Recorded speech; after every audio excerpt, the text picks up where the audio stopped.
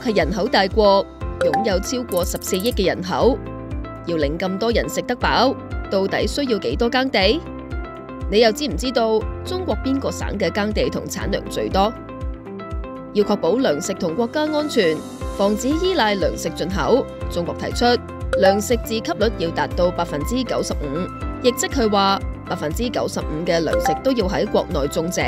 意味中國最少需要18億畝嘅耕地先至可以達到目標。近年中國經常提到要堅守18億畝耕地紅線，正係由呢一個自給率而嚟。城市人對於畝呢一個量詞可能冇咩概念，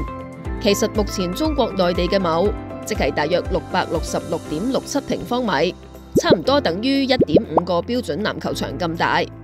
而18億畝嘅農地就相當於120萬平方公里，大約係中國國土面積嘅1%，接近5個英國咁大。咁依家中國嘅耕地實際有幾多？中國雖然幅員遼闊，但扣除山地同沙漠等等，適合耕作嘅土地其實唔算多。根據公開資料，2023年全國嘅耕地面積大約係19.29億畝左右，佔全球嘅7%，少過美國、印度同俄羅斯。好多報道都會指出，中國就係喺農業科技嘅支援下，用呢7%嘅耕地養活咗世界20%嘅人口，絕對係一個奇蹟。目前中國耕地最多嘅省區多數喺北方，排第一嘅係大家未必諗到嘅東北黑龍江。2023年，黑龍江大約有2.6億畝耕地，佔全國耕地總面積大約13%。緊隨其後嘅係內蒙古、河南、吉林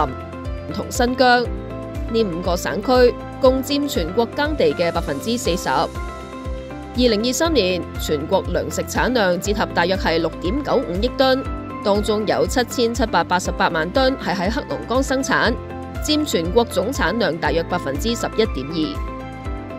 民以食為天，為咗14億中國人，要堅守18億畝耕地，國家糧食安全仍然任重而道遠。